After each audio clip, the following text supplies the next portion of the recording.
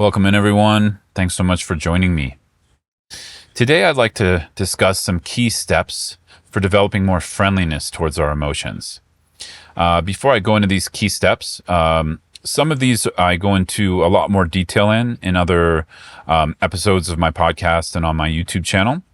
I also have shared some guided meditations. So I encourage you to go back and check out, especially some of the practices on embodiment, as well as some of the practices for working with anxiety, because those will also support your ongoing practice and exploration of befriending your emotions. So the first key point or step I'd like to share here today in relation to befriending our emotions is embodiment. Embodiment can mean a lot of things. And for me, embodiment has been a core or key aspect of my practice for probably, the majority of the years I've been practicing. Obviously, movement can be a form of embodiment. So if that's something you like to do, great. For me, the kind of embodiment I'm talking about more relates to sitting meditation and feeling and opening to, through awareness, the more subtler aspects of my feeling world, sensations, emotions, and then energies, right? And so the idea here is we're both developing a practice of groundedness through embodiment, as well as an exploration where we're opening to our own felt experience a little bit more. So some of my particular struggles with embodiment and developing more friendliness towards emotions has related to, forms of suppressing emotions that I don't want to feel, or distracting myself, or other kinds of methods of control. Overanalyzing, right, is something I've worked with over the years and tried to develop a healthier relationship to. And so I often see these themes not just in my body and my experience, but when I'm often working with mentees one-to-one or in groups or classes, I see people also struggling with these kinds of habit patterns. So some of you also might be struggling with this. And so for me, there's this key point of developing an embodiment meditation practice where we're not pushing our emotions down. We're also not sort of overwhelmed by them all the time, of course, and overtaken by them.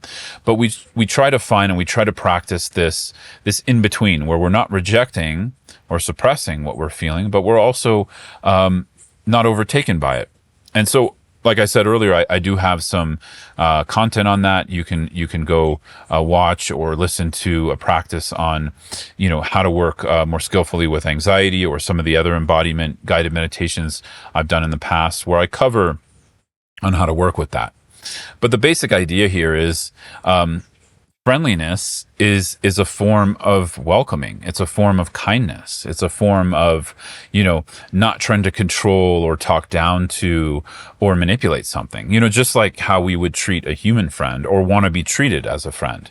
We don't want to be talked down to or pushed away or ignored. We want to be met with warmth and kindness. So a basic principle related to embodiment is just basic kindness. And this is hard because often when strong emotions arise, especially emotions that are overwhelming or uncomfortable, we don't want to feel them because we identify really strongly with them. Our sense of self, our sense of who we are is sometimes linked to these emotions. And so when we work with embodiment meditations, we learn to find some space where we can simultaneously feel the emotion, but at the same time, we're cultivating meditative awareness with the felt sense, emotion, or energy. And so we have some space. So spaciousness is something we often need, so we're not completely overtaken and overwhelmed by strong emotions. But what our emotions need is kindness. What they need is non-judgment, in the form of not trying to overanalyze them, having some other way to feel and bear witness to them, right? So I'll just say that. I covered in some other episodes, but I just wanted to point that out. So the next key step is working with speediness. Speediness is a form of overactivated energy. In the Tibetan medical tradition, we would call this overactivated wind energy or lung. And when the lung or wind energy, which is a subtle energy in the body, gets overactivated, it's sort of like a fire that increases the intensity of whatever we're feeling. So even though we might be having a relatively, not so disturbing emotional reaction, when there's speediness, it's like there's a fire underneath that, and then suddenly it becomes way bigger than its initial experience or how we initially felt it. So sometimes what we need to do is remedy speediness. We need to bring down that wind energy. So there's breath practices that really help with this. Embodiment practices also help with this. Of course, movement and things like that. Yoga, asanas are really helpful. So I would just suggest that, finding or connecting with some practices to bring down that speedy energy.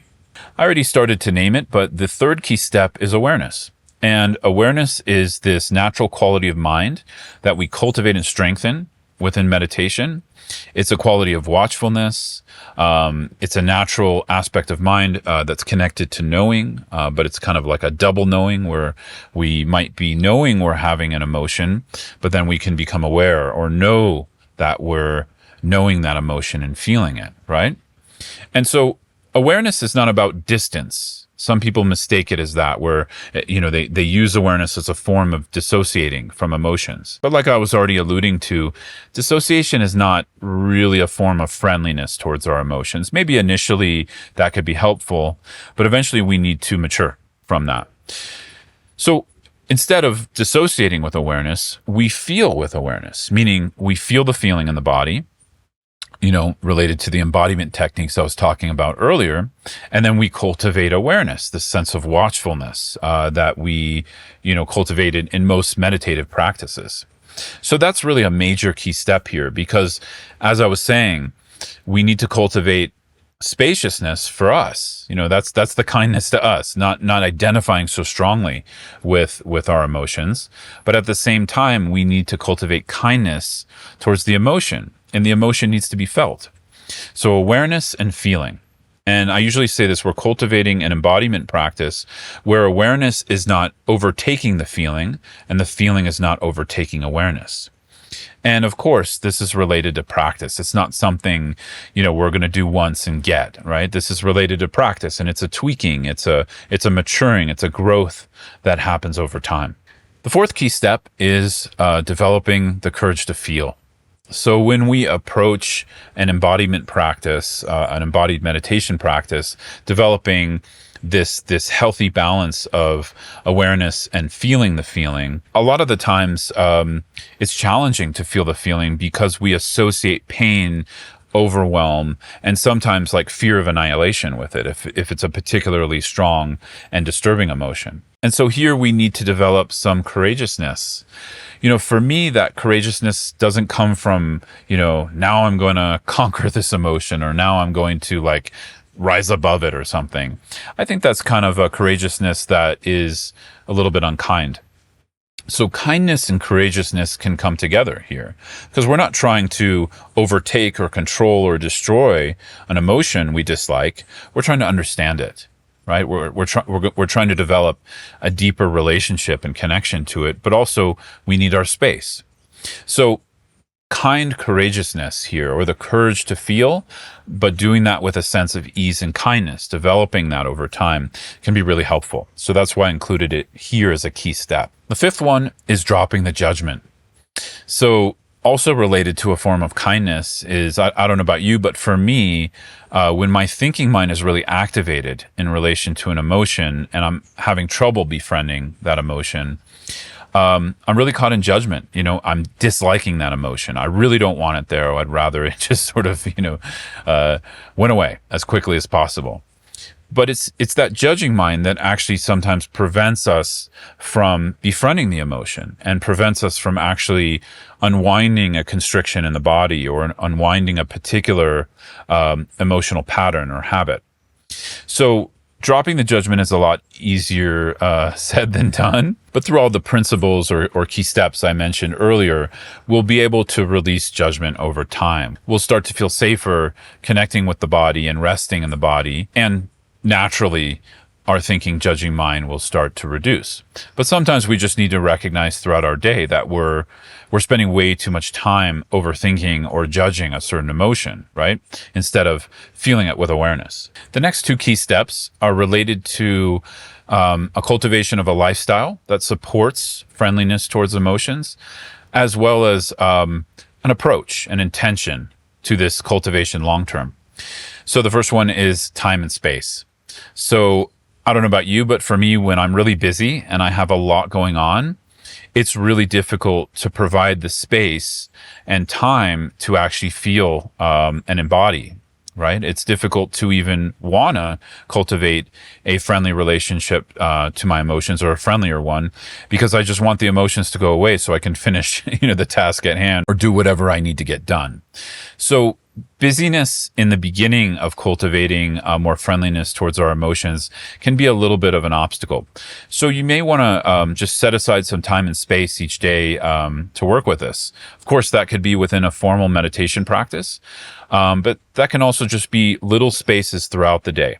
Often for me, those work better, where, I'm taking little breaks and being very conscious what I'm doing in those breaks, where I might do a practice of embodiment. I might deliberately cultivate more friendliness through one or more of these key steps. So time and space, really helpful. And the last one is slow and steady effort. Like I said, this is more related to our intention that, emotions are not just thoughts. They're also energies and things that get lodged in the body. And so the body is much slower than the thinking mind. So just think of a physical injury here. When we get injured physically, we can think out all of the steps and know all of the steps for how to heal and recover. And we can even imagine the recovery within a 1 minute or 2 minute period, where the actual recovery, what it takes for the body to recover, could be weeks or months, right? So it's pretty similar here when it comes to emotions, especially the more felt body qualities of our emotions. They take time. Our habitual patterns sometimes have been cultivated over many years. And what I call constrictions, when we have these tighter, more constricted patterns in the body of emotion, usually emotions that are uncomfortable for us or painful, they take time to unconstrict. But the beauty here within all of these steps, if we start to apply them through a meditation practice, is, we don't have to go in there and unconstrict it. It will unconstrict itself. So in a way, slow and steady effort also relates to cultivating a sense of ease, right? We can't will ease on our emotions, but we can cultivate a sense of ease and spaciousness that helps to support the practice of friendliness towards our emotions. So that's about it for the key steps I wanted to share today on cultivating more friendliness towards our emotions.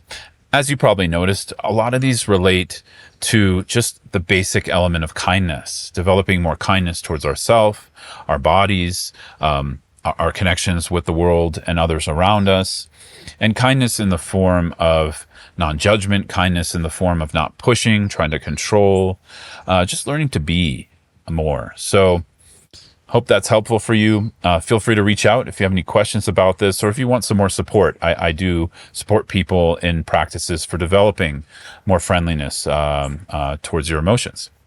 Thanks so much, everyone.